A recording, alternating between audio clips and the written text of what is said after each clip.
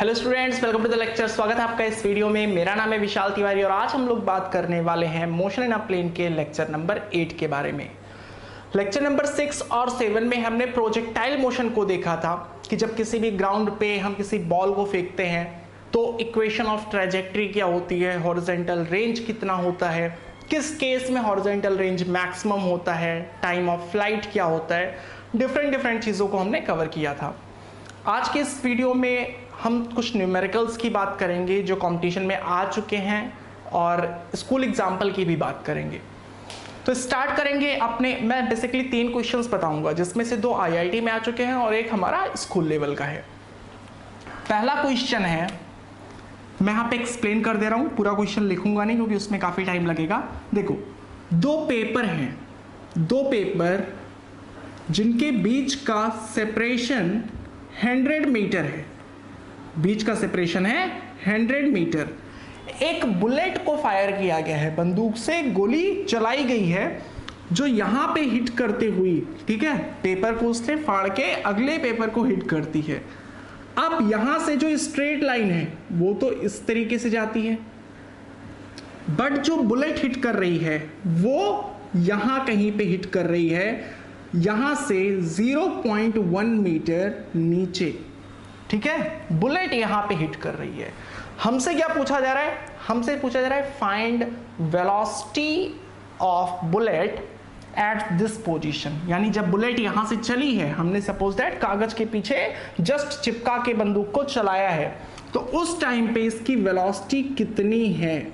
अब अगर आप ध्यान दो तो आपको याद आएगा, हमने क्या पढ़ा था कि ये एक बिल्डिंग है और यहां से आप डायरेक्टली हॉरिजॉन्टल के पैरेलल किसी बॉल को फेंक रहे हो तो बॉल का मोशन कैसा होता था? कुछ इस तरीके से होता था। वहां पर बॉल था, यहां पर बुलेट है, डिफरेंस सिर्फ इतना ही है।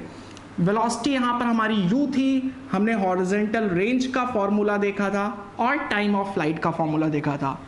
तो अगर आपको फॉर्मूला याद हो तो वहां पर मैंने बताया था कि टाइम ऑफ फ्लाइट होता है √2h/g और जो हॉरिजॉन्टल रेंज का फॉर्मूला होता है वो होता है u√2h/g। तो अगर आपको फॉर्मूला याद है तो कोई प्रॉब्लम नहीं, आप डायरेक्टली फॉर्मूला पुट करके निकाल सकते हो। इन केस अगर आपको फॉर्मूला नहीं याद है तो भी कोई प्रॉब्लम नहीं है। देखो बेसिकली मैं इस चीज पे ज्यादा जोर देता हूं कि आपको कॉन्सेप्ट पता रहे कि किस तरीके से हमें अप्रोच करना है 2D मोशन में, ठीक है, किस तरीके से हमारा कॉन्सेप्ट होना चाहिए, कैसे हमें बढ़ना है क्वेश्चन में। वो चीज अगर आपको पता है तो अगर आपको फॉर्मूला नहीं भी याद है तो हो जाएगा, बट अगर फॉर्मूला याद है तो उस केस में डायरेक्ट 1 स्टेप सॉल्यूशन इसका होगा और हम लोग इजिली निकाल लेंगे। चलो पहले मैं फॉर्मूले से निकाल के दिखाता हूं आपको। रेंज का फॉर्मूला ये है। देखो क्वेश्चन में क्या क्या चीजें दी गई हैं। अगर इसे हम प्रोजेक्टाइल मोशन की तरह देखें तो देखो इसका रेंज हमें पता है, रेंज पता है, हाइट पता है, ये क्या है? हाइट है जो कि है 0.1। सो रेंज पता है, हाइट पता है, हमसे पूछा क्या गया है? u पूछा गया है। इन तीनों को मिला के कौन सा फॉर्मूला बनता है? आप बोलोगे रेंज का फॉर्मूला बनता है r = u√2h/g। g की वैल्यू फिक्स होती है 9.8, यहां पे हमें 9.8 लेना है। याद रखना क्वेश्चन में आपको कई बार बताया जाता है कि 9.8 लेना है या 10 लेना है। अगर नहीं बताया गया है तो फिर आप अपनी मर्जी से 10 मत लेना, फिर आप 9.8 ही लेना, ठीक है। तो यहां पे 9.8 हमें लेना है। रेंज की वैल्यू कितनी है? रेंज की वैल्यू है 100 = u हमसे पूछा गया है √2। h कितना है हमारा? 0.1 मीटर है, सो 0.1 और g की वैल्यू है 9.8। सिर्फ इसी को हमें सॉल्व कर देना, आंसर निकल आएगा। मैं इसे तुरंत सॉल्व करता हूं जल्दी से। पॉइंट यहां से हटेगा, यहां भी पॉइंट चला जाएगा। बेसिकली हमने 10 से मल्टीप्लाई किया है ऊपर नीचे। 2 यहां पर नीचे आ जाएगा 49, आ गया हमारा 100 = u√1/49। 49 किसका स्क्वायर रूट है? सॉरी 49 किसका स्क्वायर है? 7 का। 7 7 49। सो यहां पर आ जाएगा u × 1/7 और 7 जब इधर जाके मल्टीप्लाई होगा तो आ जाएगा u की वैल्यू 700 मीटर पर सेकेंड। ठीक है, 700 मीटर प्रति सेकेंड इसकी रफ्तार है जब यहाँ पे हिट। अच्छा, एक चीज़ याद रखना, मैं बीच बीच में हिंदी का भी यूज़ करता हूँ, जैसे हिंदी के टर्म्स 700 मीटर पर सेकेंड या 700 मीटर पर सेकेंड। उसके पीछे रीज़न ये है कि कई सारे स्टूडेंट्स ऐसे होते हैं जिन्हें हिंदी ज़्यादा बेटर समझ में आती है और कई सारे ऐसे होते हैं जिनको इंग्लिश समझ में आती है, तो मैं दोनों का फ्रिक्वेंट यूज़ करूँगा। देखो, तो 700 मीटर पर सेकेंड निकल आया, कोई भी प्रॉब्लम नहीं हुई। अगर इन केस आपको ये फॉर्मूला ना पता होता तो फिर आप कैसे अप्रोच करते? आपको अगर ये फॉर्मूला ना पता होता तो फिर आप इस क्वेश्चन को कैसे सॉल्व करते, उसकी भी बात कर लेते हैं। हमें पता है कॉन्सेप्ट क्या है। 2 डायमेंशनल मोशन में हमें x और y दोनों एक्सिस के अबाउट अलग अलग कंसीडर करना पड़ता है। कैसे कंसीडर करते हैं वो भी मैंने आपको बताया था कि आप पूरी लाइट इधर से मारो, हमने पूरी वेलोसिटी इधर दी है, बुलेट से हमने उधर फायर किया है, तो इसकी परछाई कैसे मूव करेगी? ऐसे मूव करेगी। एक स्टेटमेंट भी मैंने बोला था कि किसी एक्सिस के अबाउट जो डिस्प्लेसमेंट होगा वो सिर्फ और सिर्फ इस बात पे डिपेंड करेगा कि उस एक्सिस के अबाउट वेलोसिटी और एक्सेलरेशन कितना है। ठीक है, तो बुलेट से हमने हॉरिजॉन्टल में फायर किया है, पूरी की पूरी वेलोसिटी उधर है, तो इसकी परछाई जब लाइट इधर से आ रही है और यहाँ पर एक ये वाइट स्क्रीन है, सफेद कागज का पेपर है, तो परछाई कैसी बनेगी? परछाई ऐसी बनेगी, यहाँ पे जाके हिट कर रही है। तो आप देख लो परछाई कितने टाइम में यहाँ से यहाँ तक आ रही है, परछाई कितने टाइम में यहाँ से यहाँ तक पहुंच रही है। वो कैसे निकालेंगे? हम बोलेंगे अलोंग वाई एक्सिस, क्योंकि जो परछाई है, शेडो है, वो वाई एक्सिस के अबाउट मूव कर रही है। So along Y axis S equal to ut plus half AT square. सब कुछ आप y एक्सिस के अबाउट लगाओ, टाइम के आगे कोई एक्सिस नहीं लगेगी। y में डिस्प्लेसमेंट कितना है? इसी हाइट के बराबर डिस्प्लेसमेंट है। एक चीज और, नीचे वाली डायरेक्शन को पॉजिटिव मान लेते हैं, ऊपर वाली डायरेक्शन को नेगेटिव मान लेते हैं। क्यों? नीचे जा रही है बुलेट तो प्लस में पुट कर देंगे, g भी नीचे है वो भी प्लस में पुट हो जाएगा। सो डिस्प्लेसमेंट हमारा कितना है? h के बराबर है, जो कि है 0.1। वेलोसिटी कितनी है हमारी इनिशियल? सारी की सारी वेलोसिटी हॉरिजॉन्टल में दी गई है, वर्टिकल में कोई भी वेलोसिटी नहीं दी गई है, तो उस केस में इसकी वैल्यू कितनी हो जाएगी? 0 हो जाएगी। 0 into T plus half acceleration. कोई भी चीज जो ग्रेविटी के इन्फ्लुएंस में मूव करती है उस पे जी लगता है डाउनवर्ड डायरेक्शन में। अब नीचे वाली डायरेक्शन चूंकि पॉजिटिव है तो जी को हम पॉजिटिव में पुट करेंगे, यानी प्लस 9.8, प्लस का सिंबल लिखते नहीं है, सो ये हो गया 9.8 टी स्क्वायर। ये पूरी क्वांटिटी 0 हो गई। सो 0.1 इक्वल टू 1/2 9.8 टी स्क्वायर। ये जब कैंसिल आउट होगा यहाँ पे आ जाएगा 4.9, यानी कि t square equal to 0.1 by 4.9, point दोनों हटेंगे, 1/49 आ गया, यानी कि टी की वैल्यू कितनी आ गई? 1/7। देखो प्लस माइनस में आता है, बट टाइम कभी भी माइनस में नहीं हो सकता, तो इसीलिए हम लोग सिर्फ प्लस वाली वैल्यू को कंसीडर कर रहे हैं। ये कौन सी वैल्यू निकल आई है? ये वैल्यू निकल आई है टाइम ऑफ फ्लाइट की। बेसिकली हमने कुछ नहीं किया है, हम जो स्टेप्स फॉलो करके टाइम ऑफ फ्लाइट का इक्वेशन लाते थे √2h/g, हमने वही मेथड लगा के सिंपली टाइम यहाँ पे निकाला है। ठीक है, अब हमें ये चीज पता है कि जितने टाइम में बुलेट यहाँ से यहाँ पहुंच जा रही है, मतलब परछाई यहाँ से यहाँ पहुंच जा रही है, उतने ही टाइम के लिए बुलेट आगे भी बढ़ रही है। ठीक है, तो बुलेट आगे भी बढ़ रही है। अब इनिशियल वेलोसिटी u है, तो उस केस में हम लोग यहाँ पर लगाएंगे along x axis, along x axis s equal to ut plus half AT square, ut plus half AT square. सब कुछ x एक्सिस के अबाउट लगाना है। x एक्सिस के अबाउट जो डिस्प्लेसमेंट है वो कितना है? 100 मीटर है। इनिशियल वेलोसिटी कितनी है? सारी की सारी वेलोसिटी u x एक्सिस के अबाउट दी गई है, मतलब u। टाइम कितना लग रहा है? कितने टाइम के लिए बॉडी आगे बढ़ रही है? टाइम तो सेम ही होगा, कितना? 1/7 प्लस हाफ। एक्सेलरेशन 0 है x एक्सिस के अबाउट, x एक्सिस के अबाउट कोई एक्सेलरेशन नहीं है, एक्सेलरेशन सिर्फ डाउनवर्ड डायरेक्शन में है g। ये आ गया। अब यहां से देखो ये वाली पूरी क्वांटिटी तो 0 हो जाएगी क्योंकि यहाँ पे 0 है, और 1/7, 7 जब इधर आके मल्टीप्लाई होगा तो u की वैल्यू कितनी आ जाएगी? 700 मीटर पर सेकेंड। देखो दोनों से सेम आंसर आ रहा है। यहाँ पे मैं कुछ चीज कहना चाहूंगा, अगर आपको फॉर्मूला पता है तो आप डायरेक्टली निकाल सकते हो, और अगर फॉर्मूला नहीं पता है तो फिर आप प्रैक्टिस जितनी ज़्यादा करोगे आपकी स्पीड बढ़ती जाएगी। तो इन केस मान लो आपको कुछ जगह फॉर्मूले आ रहे हैं, आप इजीली कर लोगे। जहां फॉर्मूले नहीं आ रहे वहां पे आप तुरंत डिराइव कर सकते हो। आपको कॉन्सेप्ट पे ज़्यादा फोकस करना है। ये क्वेश्चन आया था IIT 1970 में 1970 में ये आया था। अब बात ये आती है कि मैं क्यों बताता हूँ कि IIT में आया था, उसके पीछे मेरी खुद की कहानी है। देखो, जब मैं क्लास 11th में था तो मेरी फिजिक्स बिल्कुल भी अच्छी नहीं थी, ठीक है। तो जब कभी भी मैं क्वेश्चंस को अटेम्प्ट करता, मैं देखता कि हाँ ये IIT में आ चुका है, तो फिर मैं उसको अटेम्प्ट करता ही नहीं था। लगता था कि होना ही नहीं है मुझसे। और अगर अटेम्प्ट करता भी था तो मेरे माइंड में सेट रहता था कि ये तो मुझसे सॉल्व नहीं होगा। 1-2 अटेम्प्ट बाद ज़्यादा दिमाग नहीं लगाता था, छोड़ देता था या फिर सॉल्यूशन को देखता था। तो मेरे बताने का मोटिव यही है कि ऐसा नहीं है कि कोई किसी अलग दुनिया से क्वेश्चंस आते हैं IIT के।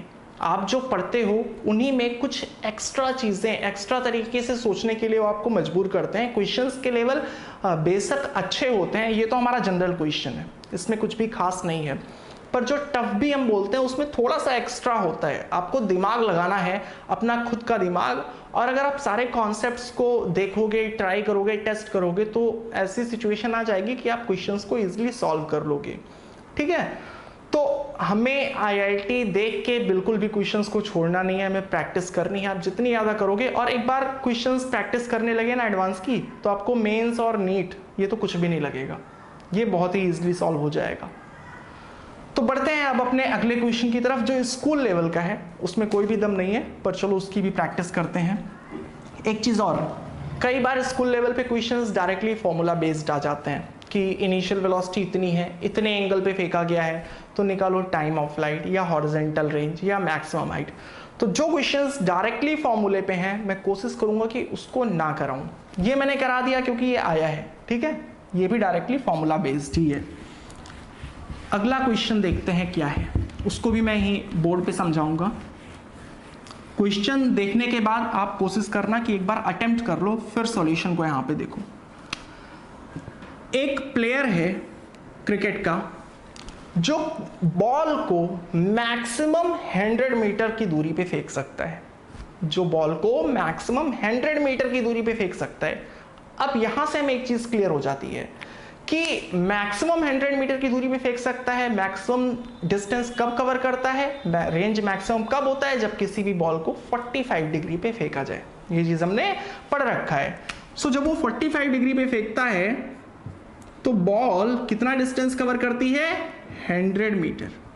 क्वेश्चन में पूछा ये गया है कि आप ये निकालो कि उसी प्लेयर से अगर ये बोला जाए कि इसको मैक्सिमम हाइट तक फेंको, मतलब किस चीज से मतलब है, हॉरिजॉन्टल रेंज से नहीं, बॉल कितनी दूर जाती है इससे मतलब नहीं है, ज्यादा से ज्यादा कितना ऊपर जाती है आप ये निकालो, तो वो उसकी कैपेसिटी कितनी होगी, कितना ऊपर तक फेंक पाएगा।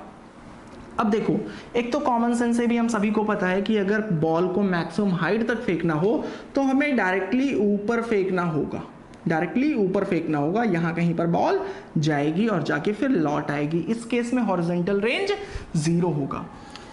अब देखो, रेंज का फॉर्मूला है range equal to u square sine 2 theta by g. ये बात तो हमने पहले ही कर लिया कि अगर रेंज को मैक्सिमम रखना है तो थीटा को 45 डिग्री पे फेंकना होगा, और 45 डिग्री पे फेंकेंगे तो साइन 90 हो जाएगा, यानी साइन 90 की वैल्यू 1 होती है, तो मैक्सिमम रेंज कितना हो जाएगा, यू स्क्वायर बाई जी। ये चीज तो हमको पता है। मैक्सिमम हाइट के केस में देखो, हाइट का फॉर्मूला होता है you square sine square theta by 2g। और अगर हम मैक्सिमम हाइट तक फेंकना चाहते हैं तो डायरेक्टली ऊपर फेंकते हैं। क्यों? ताकि ये एंगल 90 डिग्री हो जाए। अगर 90 डिग्री होगा तो यहाँ पे साइन 90 का स्क्वायर है, साइन 90 की वैल्यू होती है 1, और 1 का स्क्वायर 1 आ जाएगा, यानी मैक्सिमम हाइट आ जाएगा यू स्क्वायर बाई 2g। तो ये दोनों चीजें हमको पता है, इन्हीं दोनों का यूज करेंगे। कैसे यूज करेंगे? मैक्सिमम रेंज दिया हुआ है, कितना है, 100 मीटर, ये चीज हमको पता है। इस फॉर्मूले में देखो, इसमें मैक्सिमम रेंज छिपा हुआ है। कैसे? मैक्सिमम हाइट इक्वल टू इस, आप यू स्क्वायर बाई जी को ऑब्जर्व करो। आगे है बाई 2 और यू स्क्वायर बाई जी की जगह पे हम लोग क्या लिख देंगे, मैक्सिमम रेंज। अब हमें क्लियर हो गया कि मैक्सिमम हाइट जो होती है वो मैक्सिमम रेंज का आधा होती है। मैक्सिमम रेंज की वैल्यू कितनी थी, 100 थी, तो 100/2 यही होगा हमारा मैक्सिमम हाइट, यानी कि 50 मीटर, 50 मीटर की ऊंचाई तक वो बॉल को फेंक सकेगा। ठीक है, अगर कभी कोई क्वेश्चन आ जाए कि मैक्सिमम रेंज 200 मीटर है तो उस केस में आधा हो जाएगा मैक्सिमम हाइट। कितनी मैक्सिमम हाइट तक फेंक सकेगा, 100 मीटर तक। तो आई होप कि ये चीज़ आपको समझ आ गई होगी। ऐसे ही क्वेश्चंस बहुत ज़्यादा टफ नहीं आते स्कूल लेवल पे, थोड़े बहुत घुमा फिरा सकते हैं बट इसी टाइप से आएंगे। जो फॉर्मूला बेस्ड है उसमें तो हम लोग वैल्यू पुट करके निकाल ही लेंगे। अब बात करते हैं हम अपने थर्ड क्वेश्चन की, जो IIT 1992 में आया है। सबसे पहले क्वेश्चन को समझ लेते हैं। ये एक हाईवे है, स्ट्रेट मेरे ख्याल से नहीं बना था, ये एक हाईवे है। यहां पर फोर्स ने, मतलब आर्मी ने एक तोप लगाया है, कैनन लगाया है। यहां पर कुछ टेररिस्ट हैं जो कार से भाग रहे हैं। इस तोप और कार के बीच का जो सेपरेशन है वो है 500 metre.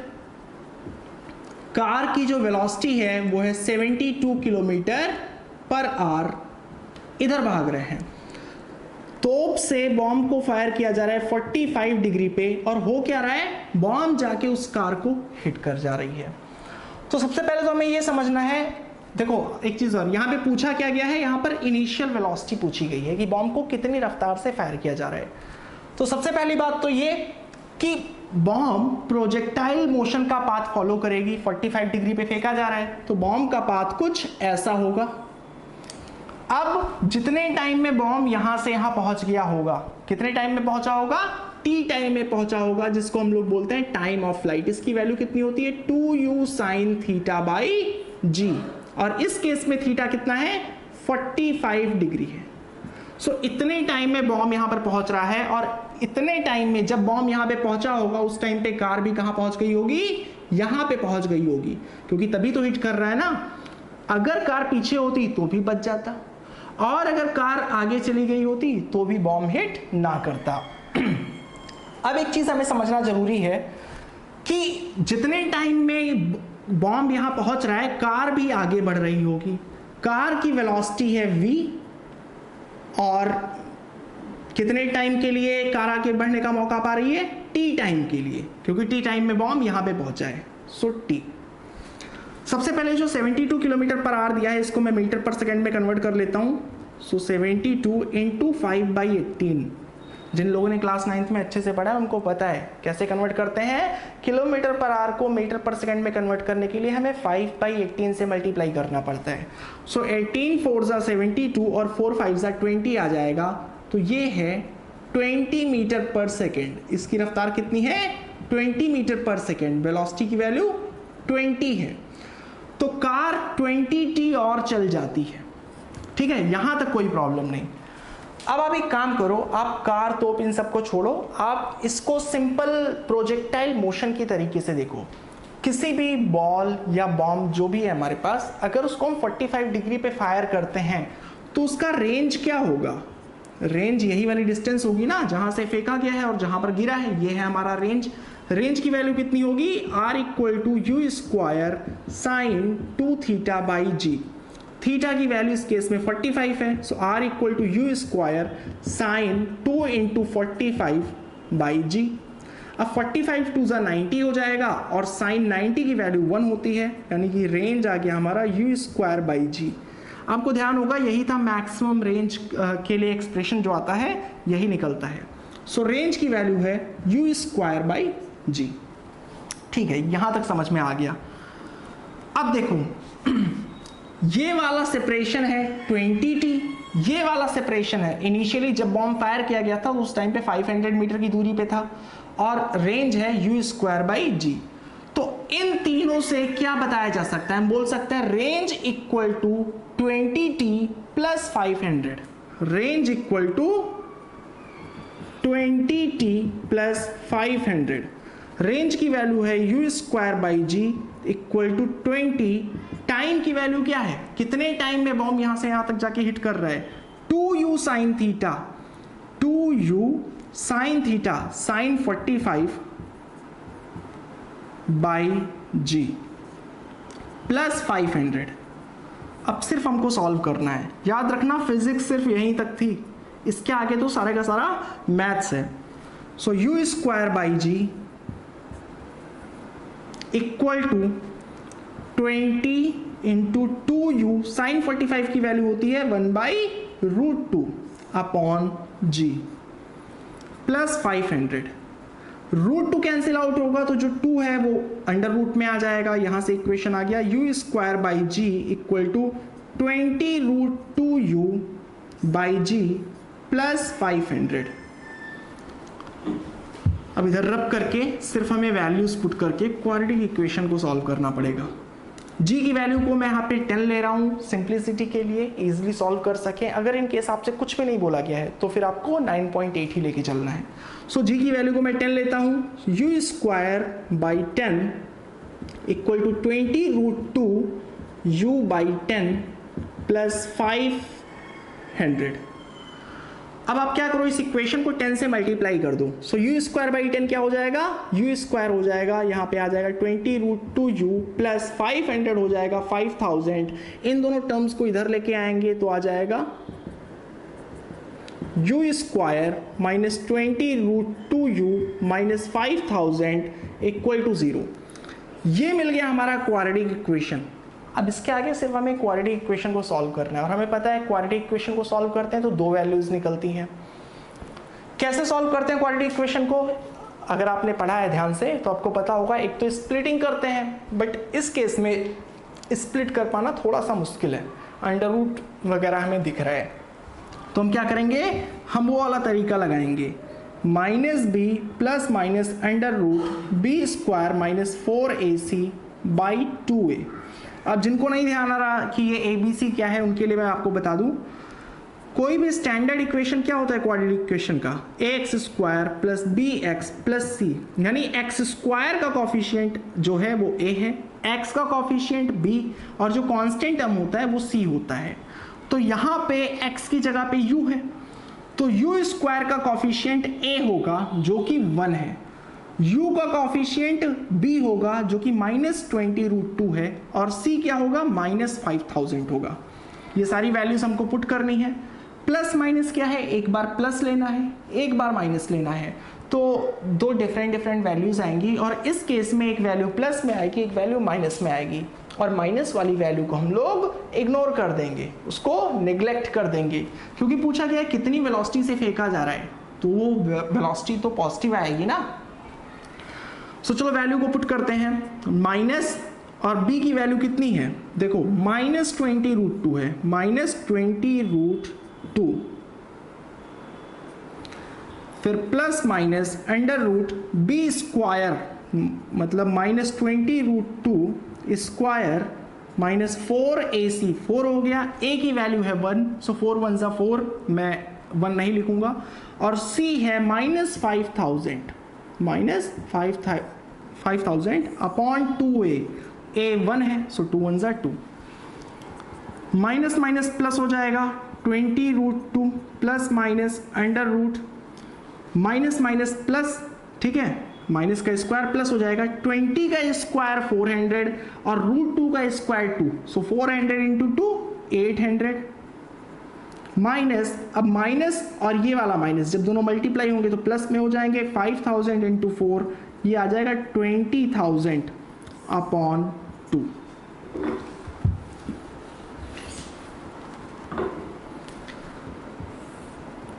(20√2) plus minus under root 20,800 upon 2। अब आप एक काम करो, 20√2 इसको ऐसे ही लिखा रहने दो, प्लस माइनस अंदर आप थोड़ा सा चेंज कर लो, यहां से हमें 2 को बाहर निकालना है, मतलब 2 बाहर आएगा तो कैंसिल आउट हो जाएगा। ऐसा कैसे कर सकते हैं, आप इसको ऐसे लिख दो 4 इंटू, अब जब 4 हमने यहां पे लिखा तो इसको 4 से डिवाइड करेंगे, ये चीज लिखा जा सकता है ना, क्यों लिखा जा सकता है, आप इसको मल्टीप्लाई करोगे तो यही चीज मिल जाएगी। अब देखो इसको आप ऐसे लिख दो 2 इंटू 20√2 प्लस माइनस 4 को बाहर निकालोगे तो रूट के बाहर आ जाएगा 2 हो जाएगा अंडर रूट 5200/2। ये सारा मैथ्स चल रहा है, यहां पे फिजिक्स कुछ भी नहीं है। अब आप एक काम करो, इस पूरे में से 2 को बाहर निकाल लो। 2 को हमने बाहर निकाल लिया तो अंदर क्या बचा 20√2, सॉरी हाँ वैसे जब हमने 2 यहाँ पे निकाला है तो यहाँ पे 10 आएगा, मुझसे गलती हो गई थी।